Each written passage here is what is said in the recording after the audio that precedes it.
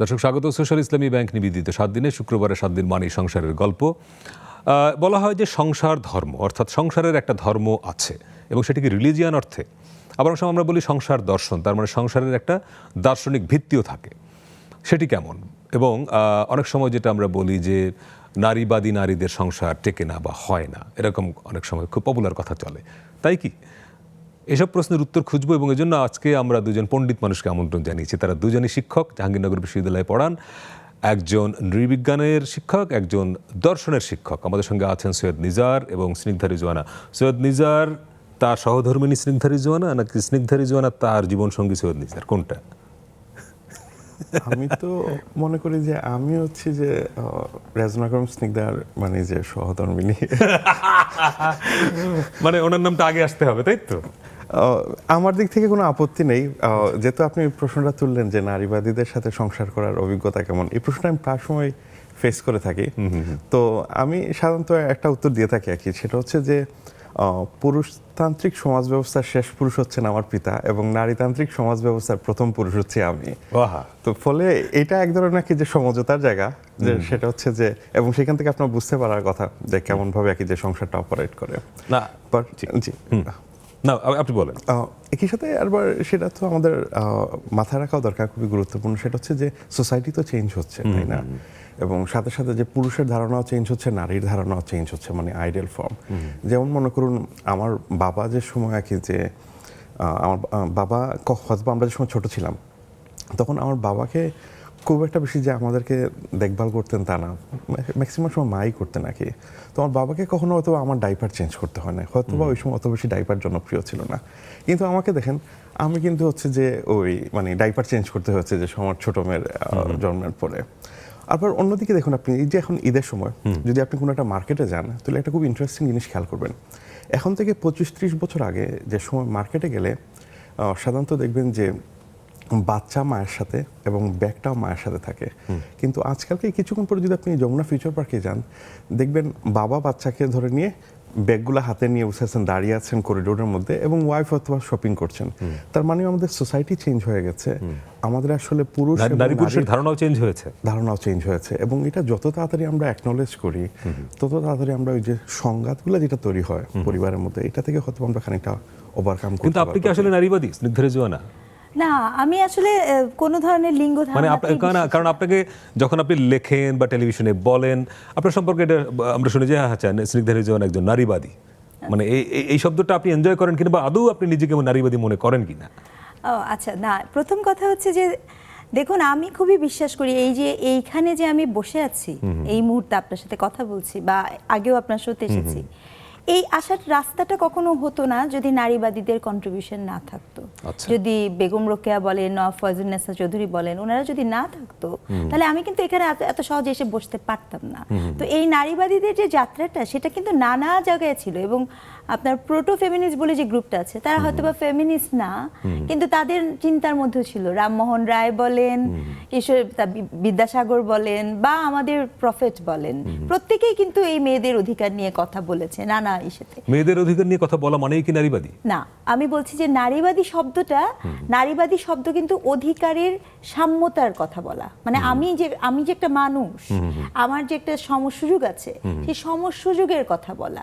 তো এই সুযোগের কথাতে এটা তো অস্বীকার করতে পারবেন না যে আমরা তো এখন পর্যন্ত সুযোগের জন্য লড়াই করছি। কারণ আপনার পাশের দেশ ইন্ডিয়াতে মেয়ে শিশুর ভ্রূণ যদি জানতে পারে, তাহলে সেখানে 87% অ্যাবর্শন হয় শুধু মেয়ে বাচ্চা জেনে, এখনো এই 2024-এ।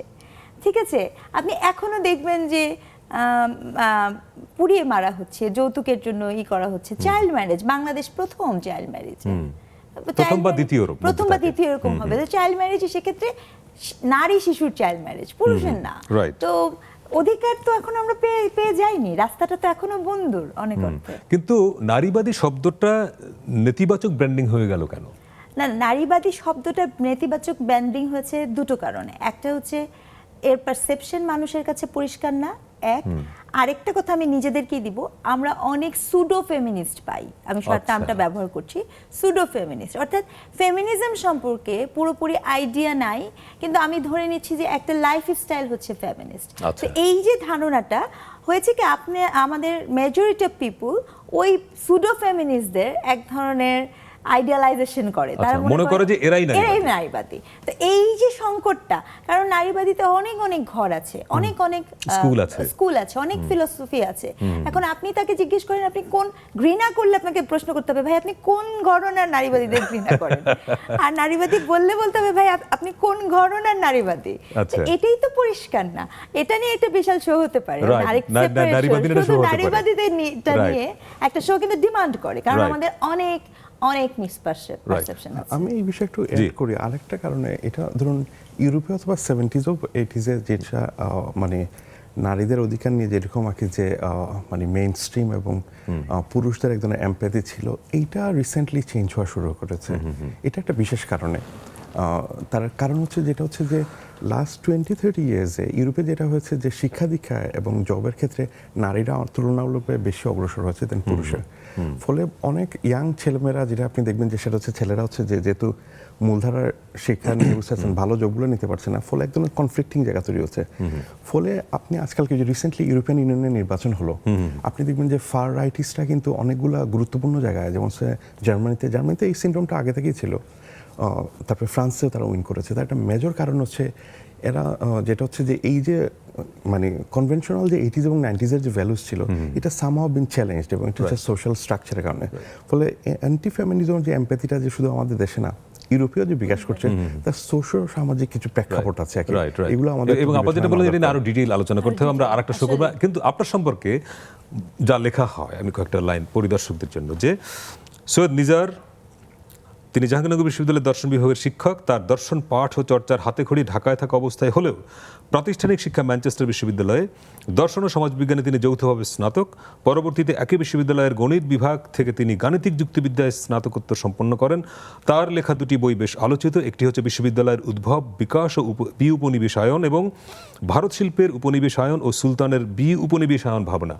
এত কঠিন নাম, উপনিবেশ আপনার একটা আলোচনা মানে আগ্রহের জায়গা। এবং স্নিগ্ধা রেজওয়ানা সম্পর্কে, তিনি জাহাঙ্গীরনগর বিশ্ববিদ্যালয়ের নৃবিজ্ঞানের শিক্ষক, তার উল্লেখযোগ্য বই নারী সত্তার অন্বেষণে। এবং আমি এখন যেটা বলি, কিছুদিন আগে যখন পাঠ্য বইতে শরীফার গল্প নিয়ে খুব তোলপাড় হয়ে গেল, তখন আপা খুব ভোকাল ছিলেন। প্রশ্নটা হলো, এইরকম দুইজন পণ্ডিত মানুষ একই ঘরে থাকেন কি করে? আপার সাউন্ড হচ্ছে না হাসিতে, মানে সে বিস্মিত হচ্ছে। হ্যাঁ, আমার মনে হয় আমাদের আসলে পুরো সম্পর্কটাই মনে হয় টিকে আছে এই কারণেই। আচ্ছা, তার কারণ হচ্ছে যে ধরুন আমাদের আসলে ওই অর্থে ব্যক্তিগত কোনো লাইফ নাই, আমরা আসলে কনভেনশনাল মানে যে পারিবারিক জীবন আসলে লিড করি না। আমাদের ম্যাক্সিমাম আলাপ আলোচনাই কিন্তু থাকে এই ধরনের বিষয়বস্তু থেকে। মানে ঘরের মধ্যে দর্শনের আলোচনা করেন, ব্যাপারটা এরকম মানে সামহাও কি যে এই আলোচনাগুলো, ইভেন আপনি অবাক হবেন যে মানে ওনার পরিচয়ের যে বিষয়টা যে সেটা হচ্ছে যে স্নিগ্ধার কি যে ওই রিসার্চ ওয়ার্ক ছিল, এমএসসি ডিজার্টেশন ছিল হচ্ছে যে কিসের উপরে, মধ্যবিত্ত নারীর উপরে। সেখানে নারীর যে সত্তার প্রসঙ্গ, সেটা নিয়ে এক ধরনের দার্শনিক আলোচনা আছে। তো সেই সাপেক্ষে সেই লেখা পড়ার সূত্রেই আসলে তার সাথে আমার সম্পর্ক আছে। এবং দীর্ঘকাল যেটা হয়েছে যে ফ্রেঞ্চ ফিলোসফার যার নামে, তার মানে আপনাদের সঙ্গে পরিচয় কি শিক্ষকতা শুরু করবার পরে? জি, এবং আসলে গল্পটা সুন্দর করে বলতে পারছে না, এই যে এটা হলো দার্শনিকদের সমস্যা। এবং আপনি বলছিলেন যে ওনার কোনো কিছু মনেও থাকে না। আচ্ছা, আপনার ফোন নাম্বারটা আপনার মনে আছে? আমার ফোন নাম্বার মনে থাকে না। এবং স্নিগ্ধাপা মাঝে মধ্যে বলেন যে আপনি আপনার মাঝে নামটা বোধহয় ভুলে যান। আপনি সেই অভিযোগ সত্য না? এটা একটু বেশি, মানে যে এটা বেশি বাড়াবাড়ি, এটা একটু বেশি। বাট ওই যে নাম্বারের সমস্যা যেটা হয় যে ধরুন নাকি যে ওই যেহেতু গত কয়েক বছর বিভিন্ন জায়গায় থাকার কারণে নাম্বারটা ক্রমাগত চেঞ্জ হওয়ার কারণে এই প্রবলেম। এখন নাম্বারটা ফিক্সড হয়েছে। জি, এবং আমাকে যখন নাম্বার দিয়েছিলেন, আপনি নাম্বার দেখে বলছিলেন যে নাম্বার হচ্ছে না, ও মানে সে কিরকম, আমি আপনাকে একটু কথা বলি। মানে মনে করেন সে রাস্তায় কারোর সাথে দেখা হয়েছে তার, আমি কিন্তু বাসায়, ঠিক আছে, সে বাসায় এসে আমাকে বলবে, শোনো না উনি না এই কথা বলছে, আমি বলছি উনিটা কে, বলে আরে বলুন ওনার নামটা যেন কি। আমি কিন্তু বাসায় রাস্তায় ভদ্রলোকের সাথে কার দেখা হয়েছে, এটা কি কোনোভাবে আমার পক্ষে বোঝা সম্ভব? তখন উনি বর্ণনা দেন যে এরকম এরকম হ্যাঁ, চেহারা। তখন উনি বলতে আমাকে কষ্ট করতে হয়। তো আসলে পরিচয়ের কথাটা খুবই ডিফারেন্ট, এটা আমি একটু বলতেই চাই। আমি তখন শিক্ষক, উনি ভদ্রলোক শিক্ষক। তো আমাদের একটা শিক্ষক লাউঞ্জ আছে, আমরা দুপুরে খেতে যেতাম সেখানে। তো প্রথম যেদিন আমি ভদ্রলোককে দেখি, তিনি পুরা একটা সাদা পাজামা পাঞ্জাবি? না, সাদা প্যান্ট, সাদা শার্ট, এরকম আর কি। শুধু সাদা জুতোটা না, জুতাটাও মনে হয় সাদাই ছিল, জুতো সাদা? এরকম কিছু একটা ছিল, শুনেন না। এবং তখন সে সদ্য আসছে, আমি ভাবলাম যে এই কলেজের ছেলে পেলে এখানে কি করে। তো এটা আমার প্রথম ভাবনা ছিল, কিন্তু আমি তাকে মনে রেখেছি। তো পরে একদিন আমি এবং আসলে আমার একটা লেখা বের হয়েছিল, লেখাটা ওই সত্তার তত্ত্বীয় ধারণা নিয়ে, সেলফের। তো আমি তখন, আপনি চিনেন আমাদের বাংলার আসান ভাই, হ্যাঁ, ওনার সাথে আমার সম্পর্ক বেশ ভালো, মানে কলিগিয়াল রিলেশনশিপ খুব ভালো। তো আসান ভাইকে আমি প্রুফ দেখতে দিয়েছি। তো আমরা খেতে গেছি, তো প্রুফ দেখতে দিয়েছি। তো এই ভদ্রলোক এবং আমার আরেক কলিগ, উনিও ওনার ফিলোসফিরই, তো সুমন ভাই, তো ওনারা এসছে। তো সব সিটি কেউ না কেউ বসে আছে, আমরা 4 জনের একটা হিসেবে 2 জন বসে আছি। তো এখন সুমন ভাই, আমাদের যেটা হয় জাহাঙ্গীরনগরে, আমরা সবাই সম্পর্কে কিন্তু মোটামুটি ওয়াকিবহাল, এটা আমাদের একটা ইউনিভার্সিটির প্র্যাকটিস। তো তখন সেই ভদ্রলোক সুমন ভাই বলছে চলেন ওখানে বসি, 2টো সিট ফাঁকা আছে। তখন নিজার আলম বলছে যে না, ওনারা 2 জন বসে আছে, ওনাদের প্রাইভেট মুভমেন্টে বোধহয় ব্যাঘাত ঘটানো হবে।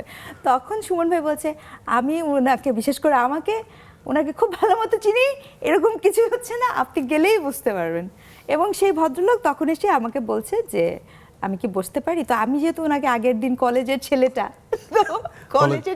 যখন ওই দিন কি অন্য ড্রেস ছিল? অন্য ড্রেস ছিল, ওই শিক্ষক, ওই দিন শিক্ষক। আমি তখন বোঝার চেষ্টা করলাম, আর সুমন ভাইকে দেখে আরো নিশ্চিত হলাম যে উনি তো ওই যে বসলো।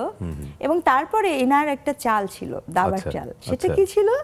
সে আমাকে বলেছে আমি নাকি ডিজাস্টার অ্যানথ্রোপোলজিস্ট। ওরে বাবা, ইগো হার্ট করে। প্রথম দিনই আপনার এটা মনে হলো কি করে? এইবার বলো। এইটা আমাদের দেশে সত্যিটা বলতে, তার মানে কোনো সত্যিটা বলেন না? না, বলে না, লজ্জা পায়। এখন বল। এটা 2টো প্রেক্ষাপট আছে, যে একটা প্রেক্ষাপট মোরলেস, যেটা হচ্ছে যে এই কথা বললে সেখানে একটা ইন্টিমিডেটেড হতে পারে। অন দ্য আদার হ্যান্ড আরেকটা বিষয় ছিল, সেটা হচ্ছে যে আমাদের দেশে, বাংলাদেশে ফিরে আসার পরে, যেটা হচ্ছে, যেহেতু একটু আগে আপনি বলছিলেন যে আমার অনার্স মাস্টার্সটা বাইরে, তো চাকরি সূত্রে যে সরাসরি আমি জাহাঙ্গীরনগরে আসা। তো বাইরে যেটা হচ্ছে যে আমরা অ্যানথ্রোপোলজি পড়তে যেটা বুঝি, সেটা হচ্ছে যে একটা সোসাইটিকে স্টাডি করার যে জায়গাটা কি। তো আমাদের এখানে যে ওই অ্যানথ্রোপোলজির সাথে 2টো জিনিস, একটা হচ্ছে খুবই নারীবাদী এবং আন্দোলন খুবই কাছাকাছি জড়িত, মানে অরিজিনাল জায়গা থেকে, যেখানে প্রথম জাহাঙ্গীরনগরের পাঠদান শুরু হয় এবং প্রথম থেকে এই প্র্যাকটিসটা আছে। অন দ্য আদার হ্যান্ড যেটা হচ্ছে যে ডেভেলপমেন্টের সাথে খুবই হাইলি কানেক্টেড। তো ওই জায়গা থেকে আমার সবসময় মনে হতো যে, ধরুন আমার নিজেরও অ্যানথ্রোপোলজি পড়ার ইচ্ছা ছিল একটা সময়। আচ্ছা। তো সেটা হচ্ছে যে আমি সবসময় ভেবেছি খুব নাইভভাবে, আজকালকে খানিকটা ভালো বুঝি, মানে যে ওই বুঝে নিত যে স্ত্রী থাকলে হ্যাঁ বুঝতে হয়। তো সেটা হচ্ছে যে আমি সময় ভেবেছি সেটা হচ্ছে যে অ্যানথ্রোপোলজিস্ট মানে যে থাকে না, যে কোনো একটা ফিল্ডে যাওয়ার পর তার মানে যে নিজের ভ্যালুসগুলো ত্যাগ করে তারপর হচ্ছে যে ওই সোসাইটিকে রিড করে। বাট আজকালকে আমরা জানি সেটা হচ্ছে যে অ্যাট দ্য সেম টাইম তার এক ধরনের মোরাল ইম্পারেটিভও আছে সেখানে, এক ধরনের অধিকারের প্রশ্নে। তো ওই জায়গা থেকেই মূলত কি বলা আর কি, যে যেটা বাট মূলত ইন্টিমিডেশনও একটা গুরুত্বপূর্ণ কারণ ছিল আর কি। না, এই যে কলেজের ছেলেটা পরের দিন অন্য পোশাকে এসে সিটে বসলো, বিয়েটা হলো তারপরে কতদিন পরে? খুব সে বসেছে মার্চ মাসে, তার সাথে আমার প্রথম দেখা হয় মার্চ মাসে, মার্চের শেষে, এন্ড অফ দ্য মার্চ, এপ্রিলের দিকে দেখা হয়। আর আমাদের বিয়ে হয় অক্টোবরে। ও, খুব বেশি দিন না। কে কাকে প্রপোজ করলেন? আমি প্রপোজ করেছি সরাসরি? জি হ্যাঁ। কিন্তু আপনার চেহারা দেখে যে ভদ্র, শান্তশিষ্ট, ভীতু মনে হয়, এটা একজন নারীবাদীকে প্রপোজ করে ফেললেন আপনি? এইটা হয়তো বা মিসপারসেপশনও হতে পারে, কারণ আমাকে যারা কাছাকাছি জানে নাকি যে আমি খানিকটা আমার অবস্থান সম্পর্কে খুবই স্টাবন। এট দ্য সেম টাইম আগে যে ধরুন আমাদের এই এলাকার নাগার্জুন অথবা অতীশ দীপঙ্করের ফিলোসফিটার প্রভাব আছে, ফলে এক ধরনের থাকে ফ্লুইডিটিও আছে, বাট ডাউন টু আর্থ এক ধরনের আর কি যে ওই কনফিডেন্সটা ছিল। এটা একটা বিষয়। আর 2 নম্বর হচ্ছে আমি জানি না, হয়তো সে হয়তো বলবে আর কি যে সে আমার থেকে ভালো গল্পটা বলতে পারে। ওই প্রপোজ করার পরে প্রথমে যে সময় যেটা হচ্ছে যে যেহেতু আমি দীর্ঘকাল বাইরে থাকার কারণে এবং ছোটবেলাও আমার ফ্যামিলি থেকে একটু মানে বাইরে ছিলাম, তো ফলে যেটা হয়েছে যে ওই মানে আমাদের যে সময় মানে যে ফরমাটিভ পিরিয়ড থাকে না, যে সময় আমরা সোসাইটির অনেক নর্ম টর্ম বুঝি, তো আমার এইসব সেন্সের আবার একটু ঘাটতি ছিল আর কি ব্যাপকভাবে। ওই জন্য সাহসটা তৈরি হয়ে গেছে। যে এইটা একটা কারণ হতে পারে, আর আরেকটা কারণ যেটা হচ্ছে যে তো ফলে যে সময় আমি প্রপোজ করার পরে সে বললো যে তার খালা এবং নানির সাথে দেখা করতে হবে আর কি একবার। ওরে বাবা, এইটা একটা বড় ইন্টারেস্টিং জায়গা। খালা নানি কেন, একটা বিরতি নিয়ে আসছি। দর্শক ফিরছে একটা ছোট্ট বিরতি নিয়ে, সঙ্গে থাকবেন।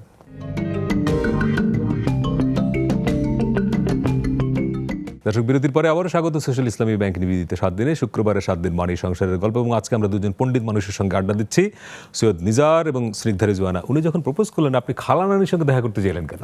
আচ্ছা, না, দ্য থিং ইজ দ্যাট আমি একটা সত্য কথা বলি যে আমি 2010-এ জয়েন করি। তো 2007-এ আমার বাসায় একটা ট্র্যাজেডি হয়।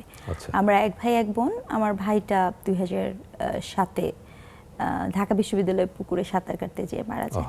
এবং সে সাঁতার জানতো, তো সে হি ওয়াজ ভেরি ইয়াং। সে নটরডেম থেকে পাশ করেছিল, ভর্তি হবে এরকম একটা ব্যাপার।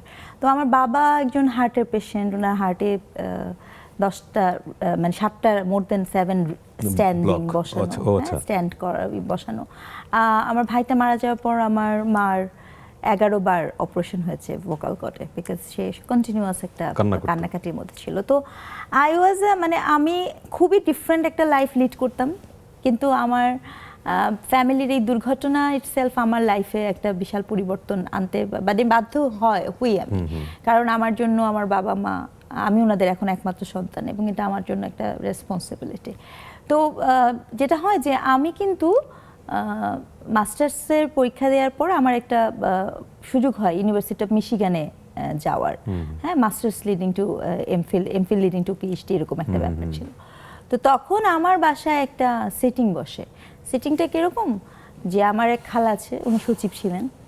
তো তখন ওখানে ঘোষণা করা হয় যে ডিফিল করো, এমফিল করো, আগে বিএফিল করতে হবে, তা না হলে বাইরে পড়তে যেতে দেওয়া যাবে না। এটাও যে ওই পারিবারিক যে আমাদের দেশে যেটা হয়। হ্যাঁ, মানে আমি কিন্তু ওই জন্যই বললাম যে ওটাও একটা কাজ, আবার অ্যাট দ্য সেম টাইম অন্য সময় হলে তো বা এতটা হতো না। আমার ভাইটা মারা যাওয়ার কারণে ফ্যামিলির একটা একমাত্র সন্তান। তো আমার মাথার মধ্যে এটা খুব ফিক্স ছিল যে আচ্ছা ঠিক আছে, এবং আমার একটা বিয়ের চাপ ছিল। চাপটা আমার নিজের থেকে, কারণ আমি পড়তে যাব বাইরে, এটা খুব determined decision. And Nizar Alam হচ্ছে উনার ইন্টেলেক্ট আমাকে খুব আকর্ষিত করে। মানে একদম ওই যে বললাম না, সেদিন যে বসার পর আমার মনে আছে আমাদের যে বর্তমানে ট্রেজারার ম্যাডাম, রাশেদা ম্যাডাম, তো আমি ফেরত ছিলাম কারণ পরীক্ষার ডিউটি ছিল আমার। তো তখন আমি যখন বলছিলাম তার সম্পর্কে, খুব উচ্ছ্বসিত হয়েছে, বা অনেকদিন পর আমি একজন একাডেমিক মানুষ পেয়েছি, কথা বলে খুব ভালো লাগছে। তখন রাশেদা ম্যাডাম বললো, তুমি কি একাডেমিক মানুষ পেয়েছো না তুমি প্রেমে পড়েছো, তোমাকে দেখেই তো ব্যাপারটা টিপে। তো সেইখান থেকে আসলে আমার নিজের আমি নিজেও তারপর যখন সে প্রপোজ করলো, I was very serious. It's না, I am not taking it যে আচ্ছা একটা দেখি বা কিছু, কারণ আমার তার ইন্টেলেক্ট, এবং এটা খুব সত্য কথা যে এখনো যে আছে আমাদের সংসার জীবনে, সংসারের আলাপ মনে হয় 10 মিনিটের বেশি 5 মিনিট হবে না, কিন্তু ইন্টেলেকচুয়াল ডিবেট, ঝগড়া, এটা যে কি পরিমাণ হবে। এবং আমাদের যখন পিএইচডি করি আমরা, তখন তো আমার সুপারভাইজারও বলছে যে তোমরা যে একজন একজনকে মেরে ফেলো না, এটাই কত। এটা বিয়ের প্রোগ্রামে আক্তের প্রোগ্রাম। হ্যাঁ, আচ্ছা, কিন্তু খুব একটা পরিবর্তন নাই তো। হ্যাঁ, এটা 2010-এর। তাকে জিজ্ঞেস করেন কবে হয়েছে, কত তারিখ বলেন তো? আপনি তো আমাকে বারবার বিপদে ফেলে দিচ্ছেন। আমি যে কাজ করেছি যে প্রথম একবার মিস হওয়ার পর থেকে এখন থেকে মোবাইলের মধ্যে ক্যালেন্ডারে অ্যালার্ট দেওয়া থাকে। আচ্ছা, ভালো কথা। আপনি প্রথম বিবাহ বার্ষিকী ভুলে গিয়েছিলেন নিশ্চয়ই? জি, তাই হওয়ার কথা। তারপর তার রিঅ্যাকশন কি ছিল, যে চলে যাচ্ছি? একটা জিনিস আমার মানে যে অবভিয়াসলি তো তার মাইন্ড করার কথাই যে সে ভাবছে হয়তো আমি সিরিয়াস কতটা, এটা নিয়ে একটা প্রশ্ন তৈরি করে। এট দ্য সেম টাইম সে আবার বুঝতে পারে যে আমার এটা কি যে সমস্যা গোড়া থেকে আর কি, আমি ডেট মনে রাখতে পারি না। একটু আগে যেটা আপনি দেখলেন যে আমি আমার নিজের মোবাইল নাম্বারই মনে রাখতে পারি না। এবং সবচেয়ে বিপজ্জনক জায়গা হচ্ছে যে মিনিমাম একটা মোবাইল নাম্বার তো মনে রাখা দরকার, বিপদে পড়লে আমারটা না হলেও বউয়েরটা তো মনে রাখা দরকার, এবং সেটা আমার সবসময় মনে থাকে না। এই হচ্ছে ভয়ঙ্কর অবস্থা। ফলে যে ডেটা নিয়ে আমার একটু সমস্যা। কিন্তু ধরেন একজন দার্শনিক হিসেবে বা দর্শনের শিক্ষক হিসেবে যে প্রশ্নটা করতে চাই, যে আপনাদের সংসারের দার্শনিক ভিত্তিটা কি তাহলে? আমরা আসলে ইভেন তো অনেক বিষয় নিয়ে ডিবেট করি, কিন্তু আমাদের এক ধরনের মিউচুয়াল আন্ডারস্ট্যান্ডিং আছে। এই মিউচুয়াল আন্ডারস্ট্যান্ডিংটা হচ্ছে অনেকটা শ্রদ্ধার জায়গা। এটা খুবই ক্রুশাল এবং ইম্পর্ট্যান্ট। এবং আমি প্রায় সময় আমার স্টুডেন্টদের বলি আর কি, সেটা হচ্ছে যে একটা যে কোনো সম্পর্কের কতগুলো কোর ভ্যালুস থাকা খুব গুরুত্বপূর্ণ, তা না হলে সাস্টেইন করে না। তো আমরা ধরুন মানে আপনার সাথে আমি ডিবেট করছি, সেখানে যদি শ্রদ্ধার ঘাটতি ঘটে তাহলে কিন্তু তার সম্পর্কটা টিকবে না, এটা ঝগড়ায় পরিণত হবে। ফলে এই একটা লাইন হয়তো বা সম্ভবত আমরা মেনটেন করি আর কি, যেটা। আর আরেকটা বিষয় যেটা হচ্ছে যে ধরুন মানে সামহাও তো এটা আমরা নিজেরাও বুঝি যে কি পর্যন্ত আলাপ করা যাবে এবং কি পর্যন্ত না। এবং তার মানে কি হাজবেন্ড ওয়াইফ যখন কথা বলে সেখানেও আসলে একটা সীমানা থাকে, যেমন কত দূর পর্যন্ত আমি ডিবেটটাকে নেব বা কোন ইস্যু পর্যন্ত যাব, তাই তো? জি, এটা এবং সেটা সংসারে খুব জরুরি, খুবই জরুরি। আমার মনে হয় যে এটা মেনটেন করা হয় না অনেক ক্ষেত্রে, কিন্তু এটা সামহাও হ্যাঁ অনেক চুপ হয়ে যাওয়া হয়, কান্নাকাটি হয়, সেটা হয়, কিন্তু মানে আছেন আপনি একটা পর্যায়ে যে any one of you should be decided, okay that's it, we are now you have to stop. বাংলাদেশের সংসারগুলো যে কারণে টিকে থাকে, যে কারণে আমরা গর্বের সঙ্গে বলি আমাদের ফ্যামিলি স্ট্রাকচার অনেক স্ট্রং, একটা বড় কারণ বোধ হয় যে নারীরা শেষ পর্যন্ত গিয়ে আপোষটা করেন, কম্প্রোমাইজটা করেন, ঠিক আছে আমি মেনে নিলাম। ব্যাপারটা সেরকম কিনা? আমাদের ক্ষেত্রে সেটা দুই কারণ। আপনাদের ক্ষেত্রে সেরকম না নিশ্চয়ই? জি, কারণ হচ্ছে যে ওই একটা গল্প বলেছিল, আপনি বুঝতে পারবেন। আমি সিলেটে গিয়েছিলাম, তো সিলেটে বিশ্ববিদ্যালয়ে এক শিক্ষক, তো আলাপে তো উনি প্রশ্ন করছেন, আমি রেসপন্ড করছি তো বিতর্ক, উনি বলছেন যে আপনি তো বেশ ভালো বিতর্ক করেন। তো আমি তখন এটা বললাম, দেখেন আমি সংসার করি একজন ন্যাশনাল বিতার্কিকের সাথে, মানে যে আমাকে বিতার্কিক হয়ে উঠতে হয়েছে, তার সঙ্গে টিকে থাকতে গিয়ে সার্ভাইভ করার জন্য হয়ে উঠতে হয়েছে। তারপর হচ্ছে অনেক কিছু আমি মনে রাখতে পারি না। তারপরে রিসার্চ যেটা করলাম যে নিউজিল্যান্ডে থাকা অবস্থায় আমি মোবাইলে 1 সেকেন্ড নোট নিয়ে রাখতাম, সেটা হচ্ছে যে মানে এই বিষয় মাথা রাখা দরকার আর কি এটা। তবে এট দ্য সেম টাইম আপনি একটু যেটা পয়েন্ট আউট করছিলেন নাকি, সেটা হচ্ছে যে ধরুন সামহাও মানে আপনার একটা আন্ডারস্ট্যান্ডিং থাকাটা খুবই গুরুত্বপূর্ণ আর কি, যে কি পর্যন্ত একটা কত দূরে আপনি যাব, এবং এট দ্য সেম টাইম আর কি যে শ্রদ্ধাবোধ থাকাটা খুবই ইম্পর্টেন্ট এবং অ্যাপ্রিসিয়েশন। তা না হলে আসলে সংসার জীবন ঠিকানাটা খুব কঠিন। আমি একটা এক্সিবিশনে শ্রদ্ধাবোধ না, একটা শুধু অ্যাড করি, আমার মনে হয় ব্যক্তি সংসারের ক্ষেত্রে, সেটা ছেলে হোক বা মেয়ে হোক, যেই হোক না কেন, আপনি যদি শুধু সংসার বলতে কি, আমি আমার বাবা মার সাথেও যদি থাকি, যখন আপনি কারোর সাথে থাকবেন মানে করেন, তাহলে আপনাকে পরিবর্তন হতে হবে, চেঞ্জ হওয়াটাও খুব জরুরি, রাইট? মানে ছাঁচে ফেলানো খুব জরুরি। কারণ একটা ছোট উদাহরণ দিই, আমি যখন এই ভদ্রলোককে বিয়ে করি, আমি ভেবেছিলাম বিদেশে পড়াশোনা করেছে, না জানি সে কত ভালো মানে ঘরে কাজ করতে পারবে, খুবই হবে, রান্না সব জানবে। I was thinking like that, okay আমার অনেক প্রিভিলেজ হবে। বিয়ের পর আমি যখন তাকে বললাম যে আচ্ছা তুমি ভাতটা চড়াই দিয়েছো প্রেশার কুকারে, সে আমাকে জিজ্ঞেস করছে যে প্রেশার কুকারে যে মানে সেতে যে রাইস কুকারে যে ভাত চড়াবো, পানি আগে দিব না চাল আগে দিব? তখন আমি বললাম এই কি অবস্থা, ভাত রান্নাও জানে না, তাও আবার প্রেশার কুকারে। তো তখন রাইস কুকারে সে রান্না করতে জানে না, তাহলে এটা কি হলো? ঘটনাটা কি হয়েছে, সে ওই যে সে আন্ডারগ্রেড করেছে ঠিকই, কিন্তু এটা সিলেটিদের সম্পর্কে বলতে চাই, মানে ওখানে সিলেট কিন্তু আরো একটা মজার ব্যাপার, ও যখন পিএইচডি করতে প্রথম নিউজিল্যান্ড গেছে, আমার মামা শ্বশুর তাকে ফোন করে বলছে, নিজার তুমি যে প্রথমবারের মতো বিদেশ গেলা, তোমার কেমন লাগলো? অর্থাৎ ইংল্যান্ড কিন্তু বিদেশ না, ওটা মামার বাড়ি, নিউজিল্যান্ড হচ্ছে বিদেশ, ইটস ভেরি ইম্পর্টেন্ট। সে যখন সিলেটিদের কাছে ইংল্যান্ড তো মামার বাড়ি, এবং ওখানে বিকজ তার মামা ফুফু সবাই ওখানে থাকেন, তো এবং ওখানে সে তার রান্না করে খেতে হবে এই কাহিনী হয় না, সে গেছে রান্না পেয়েছে, সে খেয়ে দিয়েছে, এরকম একটা ব্যাপার।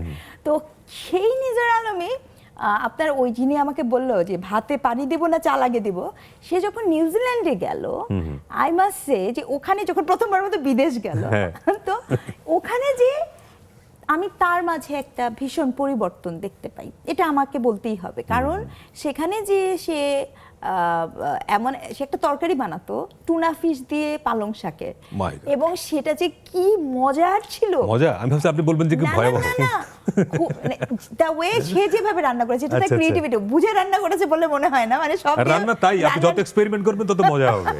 উল্টোপাল্টা দিলে গরুর মাংস দিয়ে করলা, সেটা করলো, বারবিকিউ করলো, এই যে একটা হিউজ চেঞ্জ, মানে এটা কিন্তু তার ছিল না। এটা হলো যে পরিস্থিতির মধ্যে পড়ে উনি শিখে ফেলেছেন, পরিবর্তন হয়েছে তো, মানে আমি সেটাই বলেছি যে, এবং আমাদের পিএইচডি এই যে বারবিকিউ, রান্না- এই যে barbecue বানাচ্ছে। সব কটা ছেলে কিন্তু আমার মেয়ের জন্মদিনে সে, এবং এখানে কোনো মেয়ে যায় নাই আচ্ছা, যে আচ্ছা, কেউ হেল্প করতে যাবে, কোনো মেয়ে কিন্তু এখানে যায় বাহ। নাই। আমরা গল্প করছিলাম, ওনারা রান্না বান্না করছিল। সো এই যে অ্যাটমসফিয়ারটাও একটা ব্যাপার, আমাদের অ্যাটমসফিয়ার এখানে whole family? না, হ্যাঁ, না, এটা family and ফ্যামিলি না, colleagues? এটা হচ্ছে যে আমার Family and নিউজিল্যান্ডে friends আমার and বড় family মেয়ের friends। জন্মদিন। আচ্ছা, আচ্ছা। তো ওই বড় মেয়ের জন্মদিন উপলক্ষে সবাইকে দাওয়াত দিয়েছিলাম, তো ওই পার্কে ছিল। আপনাদের মেয়ে দুটি, আমার মেয়ে দুটি, এই মেয়েদের নিয়ে কথা বলবো নিশ্চয়ই। হ্যাঁ, আমার মেয়ে দুটি, ওই যে বসে আছে ক্যাপ মাথায়, ওর জন্মদিন, আর পাশে যে ছোটটা ওটা। তো ওখানে যেটা হলো যে সে কিন্তু তখন এই বারবিকিউ করা এগুলো করলো, এবং এই অ্যাটমসফিয়ারটা একটা ইম্পর্টেন্ট। এটাও আমি বলতে চাই যে সে নিজার আলমের জন্য যত সহজে বিদেশে এই জিনিসটা শেখার সুযোগ হয়েছে, দেশে এটা হতো না। দেশেও হয়নি, আবার খেয়াল করে দেখেন ইংল্যান্ডেও হয়নি। না, ইংল্যান্ডে সে তো দেশের মধ্যেই ছিল। এক্স্যাক্টলি, আমি As if. সেটাই বলছি। সো এই যে পরিবর্তনটা, আমার মনে হয় যে আমাদের যে সামাজিকতা, সামাজিক পরিসর, এই পরিবর্তনটা হতে দেয় না। রাইট, খুবই খুবই খুবই গুরুত্বপূর্ণ জায়গায়। আরেকটা বিরতি নিয়ে আসছি দর্শক, আরেকটা বিরতির সময় হলো। আজকে কথা বলছি সৈয়দ নিজার এবং অধ্যাপক স্নিগ্ধা রিজওয়ানার সঙ্গে। ফিরছি একটু পরেই, সঙ্গে থাকবেন।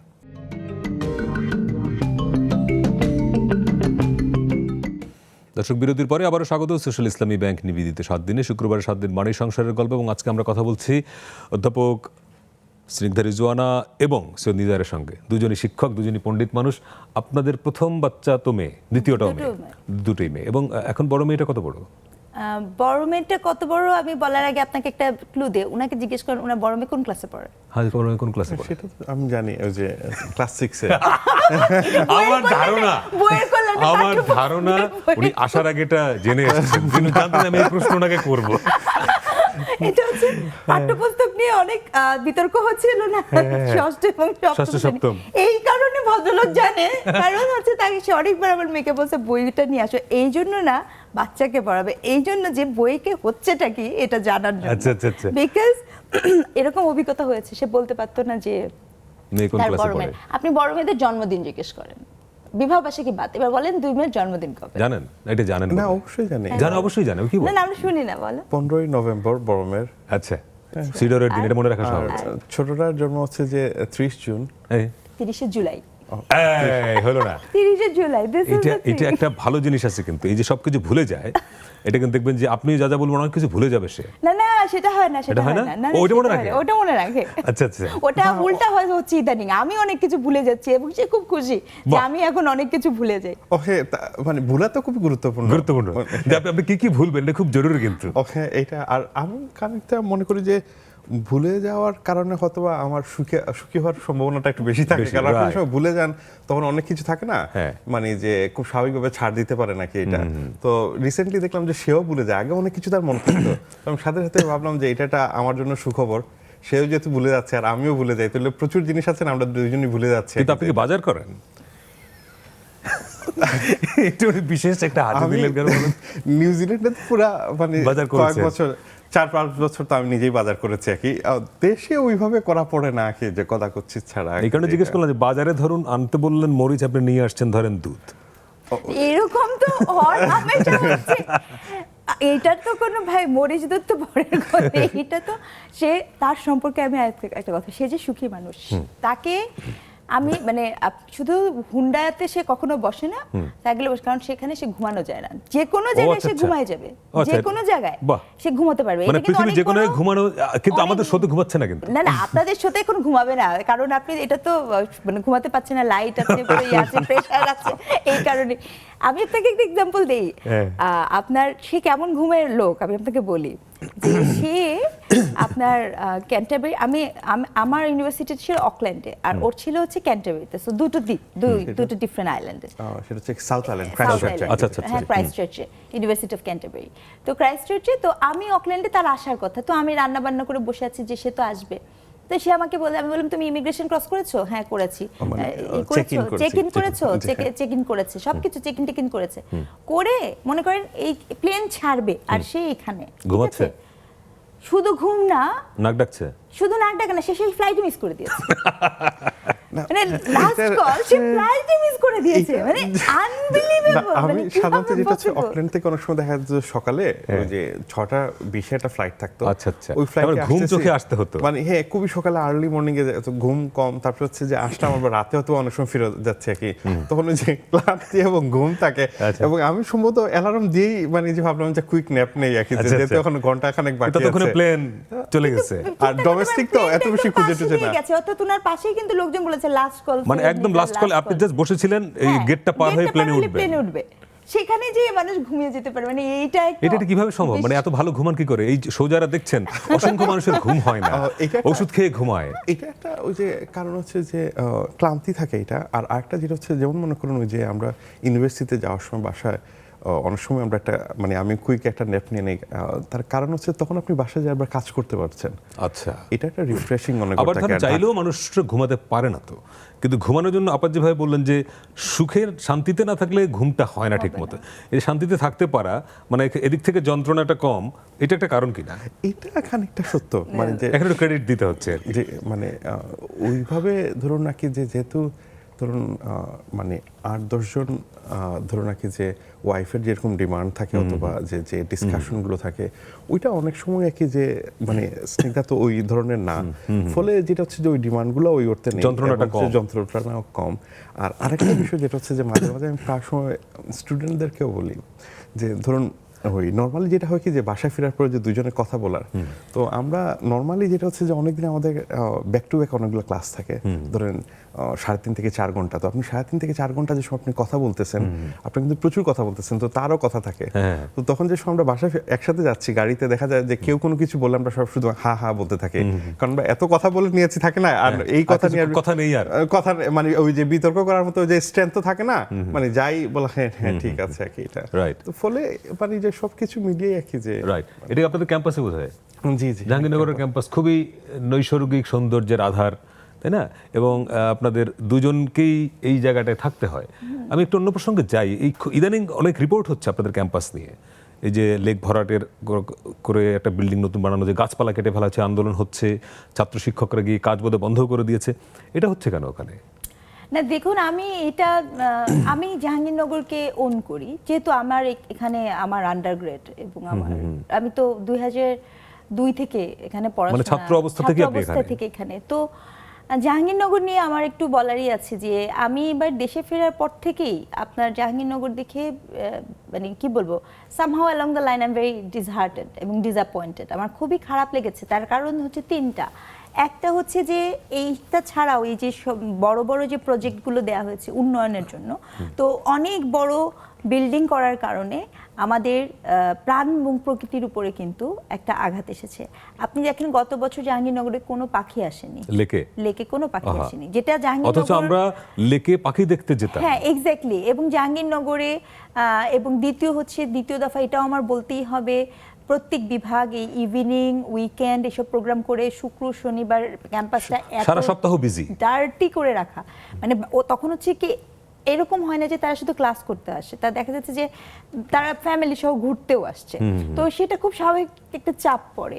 এবং তার পরবর্তীতে এখন যেটা হচ্ছে যে আপনার কোনো মাস্টার প্ল্যান ছাড়া আপনি যখন এইভাবে উন্নয়ন করবেন, এই যে লেক ভরাট থেকে শুরু করে পাখি আসা তো বন্ধই হয়েছে, এবং পাখি কিন্তু নানাভাবে আসে আবার আসে না। যেমন আপনার লেকে যদি পানি পরিষ্কার করার জন্য আপনি চুন দেন, তখনও পাখি আসবে না। আচ্ছা। সো এগুলো অনেক কিছু আছে।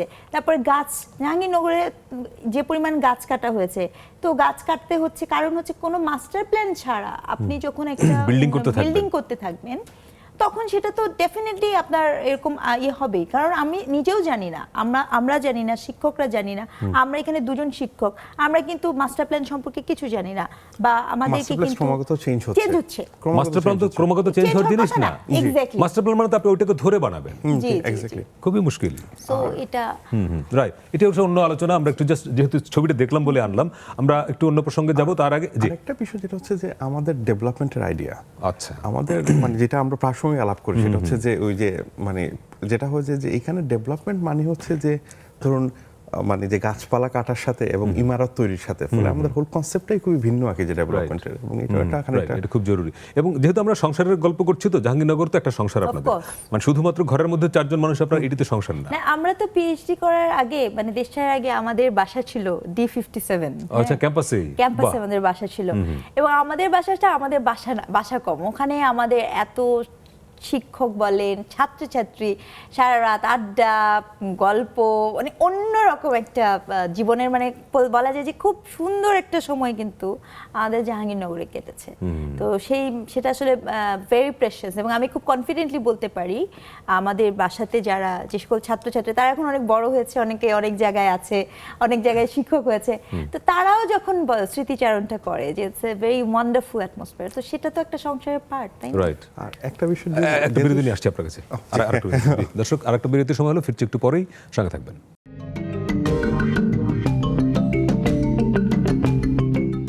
দর্শক, বিরতির পরে আবারও স্বাগত সোশ্যাল ইসলামী ব্যাংক নিবেদিত 7 দিনে, শুক্রবারে 7 দিন মানি সংসারের গল্প, এবং আজকে আমরা কথা বলছি অধ্যাপক সৈয়দ নিজার এবং স্নিগ্ধা রিজওয়ানার সঙ্গে। বিরতির আগে আমরা যে জায়গাটাতে ছিলাম, যে সংসার তো শুধুমাত্র আপনার স্ত্রী, 2 সন্তান এরাই না, বাবা মাই না, আপনাদের ইউনিভার্সিটি যেখানে আপনারা পড়েছেন, পড়িয়েছেন, থেকেছেন, সেটাও সংসারের পার্ট। ওই জায়গাটা আপনি ছিলেন। জি হ্যাঁ, যেখানে বলতে চাচ্ছিলাম সেটা হচ্ছে যে নর্মালি বিয়ের পরে যেটা হচ্ছে আমরা খুবই পারিবারিক হয়ে উঠি, আস্তে আস্তে আমাদের বন্ধুরা দূরে সরে যায়, এবং হচ্ছে যে খুবই মানে ছোট থেকে ছোট হতে থাকে আমাদের সার্কেল। কিন্তু ওই কোভিডের সময় একটা শব্দ খুবই পরিচিত হলো নিউজিল্যান্ডে, যেটা বলে ফানো। ফানো? জি, সেটা হচ্ছে যে কোভিডের সময় যে সময় নিউজিল্যান্ড আইন করলো, সেটা হচ্ছে আপনি কি নিউজিল্যান্ডে? জি, আমরা নিউজিল্যান্ডে। দুজনই? জি। আচ্ছা। তো তখন আইনটা যে সময় করা হলো, সেটা হচ্ছে যে মানে আপনি আপনার পরিবারের বাইরে কারোর সাথে আসলে দেখা করতে পারবেন না। প্রথম যে সময় স্ট্রিক্ট লকডাউন চলছে, আপনি তো জানেন যে নিউজিল্যান্ডে খুবই স্ট্রিক্ট লকডাউন চলছে, খুবই কড়াকড়ি ছিল। তো তখন মানে একটা আলোচনা আসলো যে ফানো শব্দটা নিয়ে। ফানো হচ্ছে কি জানেন, যে যারা আপনার জীবনকে অর্থবুদ্ধ করে তোলে, মানে আমার মানে ওয়াইফ, ছেলে, মানে আমার সন্তান, মানে যে এরাই তো শুধু না, আমার কলিগস, ছাত্রছাত্রী, এরা তো আমাদের জীবনকে অর্থবুদ্ধ করে তোলে এবং মিনিংফুল করে তোলে।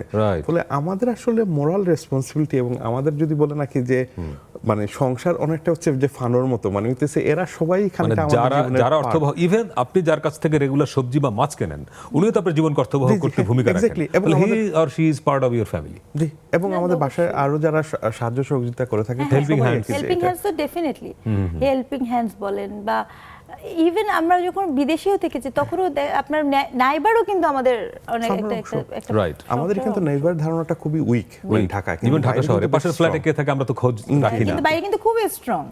অথচ আমরা কিন্তু উল্টা জানি যে ইউরোপিয়ানরা বোধহয় আমেরিকানরা, তাই এটা যে কি যে ভুল, মানে আসলেই কিন্তু এটা আমি বলতেই চাই, এটা দুটো কারণ হতে পারে। একটা হচ্ছে যে বাইবেলে কিন্তু দুটো মোরাল রেসপন্সিবিলিটির কথা বলা আছে। আচ্ছা, একটা হচ্ছে যে মানে যে ঈশ্বরের প্রতি, আর একটা হচ্ছে কিন্তু নেইবারের প্রতি।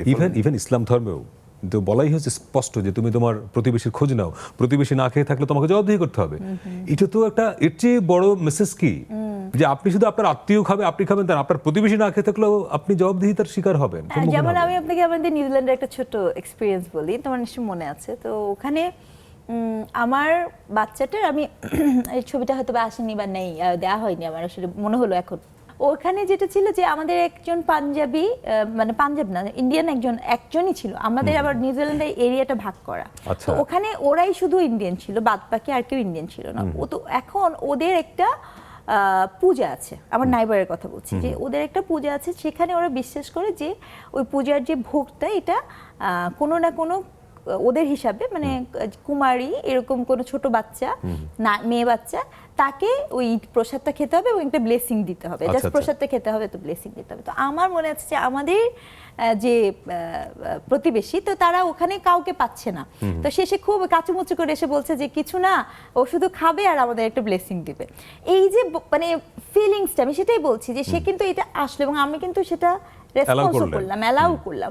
এবং আমাদের একটা মানে আমরা যে কয়টা রোতে ছিলাম, মোটামুটি সবার সাথে কিন্তু খুবই ভালো যোগাযোগ, এবং পরবর্তীতে মানে মনে করেন কারো ডোমেস্টিক ভায়োলেন্স হচ্ছে বা কিছু হচ্ছে, সেখানেও সেই করছে, হেল্প করছে, বা সেটা এমনকি যে সাদা মানে কিউই, সেও কিন্তু দেখা হলে পরে জিজ্ঞেস করছে। এবং মনে আছে ওখানে নাইবাররা কি করতো, নতুন নাইবার আসলে কেক দিয়ে যেত, কেক দিয়ে যেত। কাপ কেক আচ্ছা, দিয়ে আচ্ছা। যেত, আপনি নতুন আসছো তুমি, তোমার বাসায় দিয়ে যাচ্ছি। সো এটা না, আপনি যদি ওই রকম একটা রেসিডেন্স এরিয়াতে থাকেন তাহলে ঠিক একইভাবে ট্রিট হবেন।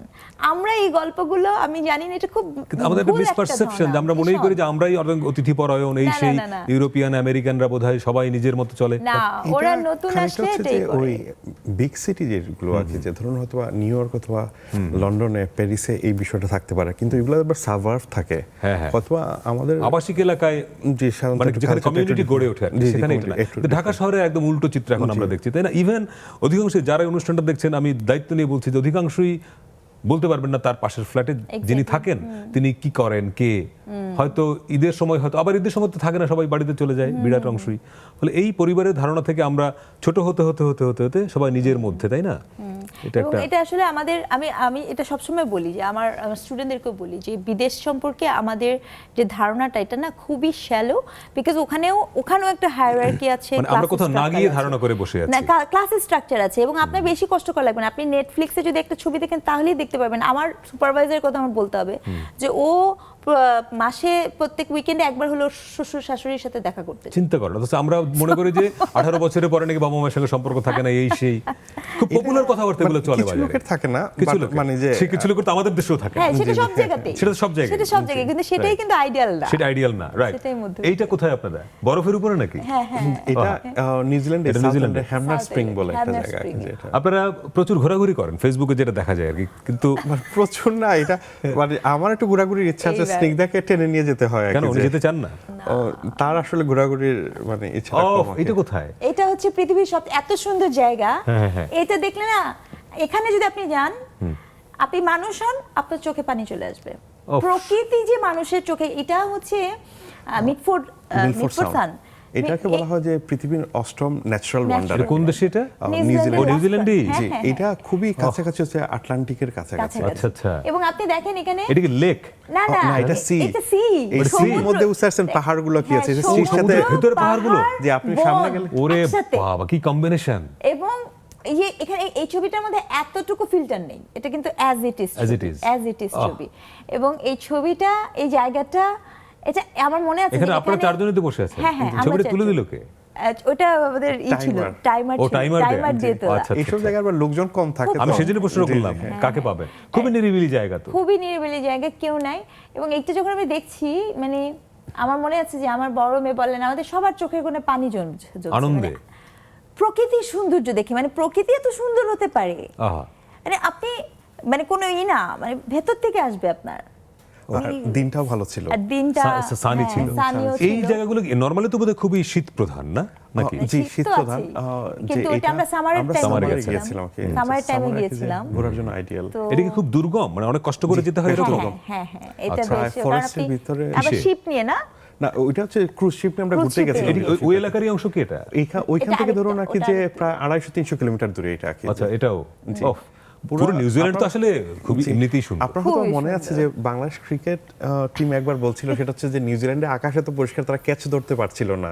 এটা কিন্তু জেনুইনলি আকাশ এত আচ্ছা। পরিষ্কার আকাশ এবং সত্যি, নিউজিল্যান্ডে- একটু যে ব্লু এত বেশি যে আপনি বলটা বলটা দেখা যাচ্ছে না না। দেখতে পারেন আগে হ্যাঁ, যেটা। এবং আপনি, আমার মনে আছে যে আমি বলতাম যে নিউজিল্যান্ডের, আমি যদি আমাকে কেউ জিজ্ঞেস করি কি মিস করি, আমি নিউজিল্যান্ডের আকাশটা খুব মিস করি।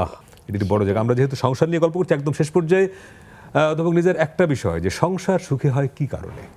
সাধারণত আমার বলা উচিত যে রমণীর কারণে, but, যে পাশাপাশি যেটা হচ্ছে যে একটু আগে আমরা আলোচনা করছিলাম, সেটা হচ্ছে যে একজনের মিউচুয়াল আন্ডারস্ট্যান্ডিংটাও খুবই গুরুত্বপূর্ণ। আচ্ছা।